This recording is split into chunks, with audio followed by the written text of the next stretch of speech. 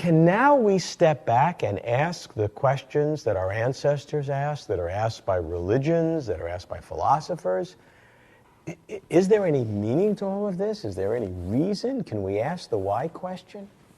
Well, I think it is legitimate to ask the why questions because in some sense, our role in the universe, where do we fit in this larger scheme of things?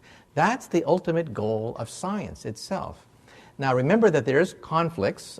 When Galileo, for example, turned his telescope to the heavens, people immediately asked him, where's heaven? Where's heaven?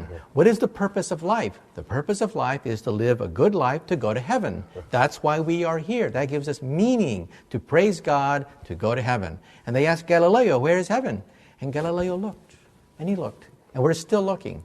And we see no heaven out there. And so science forces us to push back the boundaries of what we know, where we are in the scheme of things. And I think it's a good thing, because I think we know where we stand with regards to the much larger universe. Now, some people say, well, if you're so smart, you physicists know so much, is there a unified theory of happiness? Is there a unified theory of meaning to it all? Well, I personally don't believe that there is an equation out there written in the sky which says, this is it, folks. This is the meaning of the universe. This is what you've been struggling for. I don't see that. However, I do see the search for a theory of everything illuminating how we fit into the larger scheme of things, our role in the universe. But then people say, but that's not what I want to know. I want to know, what's in it for numero uno? What's my meaning in life? And I tell people the following. It's too easy to have meaning just plop down from the heavens onto our lap. That's too easy. We have to work for it. We have to create our own meaning. And this is what I tell people. I say that there's no equation out there that can give meaning to your life. You have to find meaning for yourself. It is a process of self-discovery. That it's too easy for us to simply have an equation that says, okay, this is it, folks, this is the meaning of the universe. It's a process of self-discovery. Now, for me, example, I tend to think that all of us are born with certain talents, certain abilities, and we have to reach the maximum of our capabilities and potential. Why? To make the world a better place, to make sure that we leave the universe, we leave the world a better place than we first entered. Now, that doesn't mean that the trumpets are blaring when I make that statement. But for me, this is my purpose in life. Well, certainly, whatever your purpose is, whatever your imagined meaning is, if it's personal or it's derived from some religion, it now must conform to the laws of physics that are being discovered at the micro level, at the quantum level, at the cosmological level. Anything that has any claim to veracity and truth must conform to that. I mean, that's a given. Beyond that is the question. And is there some larger purpose, or is the only purpose that which we derive, and maybe some would say artificially? Maybe the meaning that you're talking about is sort of trying to tack on artificially a meaning to where no meaning exists. Why don't you come clean and say, as a scientist, here are the laws, you have to conform to it, I don't see meaning in it, and that's it.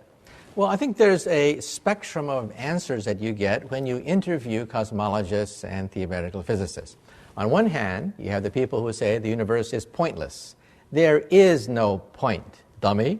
You're trying to put human values on something that has no human values.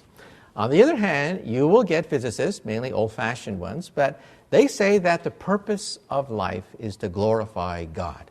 That's why they discovered the laws of physics. Discovering the laws of physics to them is a way of glorifying God. End of story. That's the purpose of the universe. Well, I don't think that this scale is the proper way in which to look at the full dimension of things. I personally don't think that you're going to find meaning in a unified field theory. An equation which explains electrons and neutrons and protons is not going to make you happy, okay?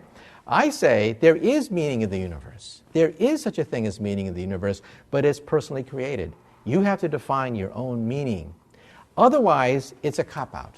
Otherwise, you're simply saying that I'm going to get some message from on heaven, an email from outer space saying, okay, this is the meaning of life, go live it.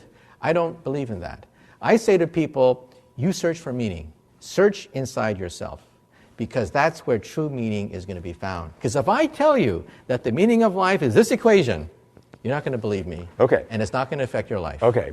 We're putting that off the table, that there's not going to be some ultimate guideline, some ultimate equation, some ultimate No email dictum, from heaven. No email from heaven or part of a book or something that's going to tell you the way it is, but something that you infer, that you create yourself. But that just sounds like a rationalization to me. It's trying to impose something that nothing's. Maybe it'll make us feel better, and I'm all for that. Take care of the earth, take care of our families. That's fine. But at the end of the day, it is really kind of irrelevant. I don't think so, because it gives structure and meaning to life. Freud, for example, was asked, what is the meaning of life, right? And he said, well, what gives us structure, what gives us meaning in life are two things, okay? To work and to love. And if you think about it, we as human beings need to work, we need to love, or else we go insane. We go crazy, we go off the deep end, as they say. We live a pointless life, of a pointless existence, unless we work to some productive goal and we love. And I think that's a very foundational question, that any theory of meaning has to embrace the very foundations of who we are, that we have to work and we have to love. Now, what does theoretical physics say about this? Well, it may talk about creation, it may talk about the harmony of the universe, the glories of equations, and so on and so forth, but it's not going to tell you how to be a better person. It's not going to fulfill that yawning gap inside your soul that says, why am I here to begin with?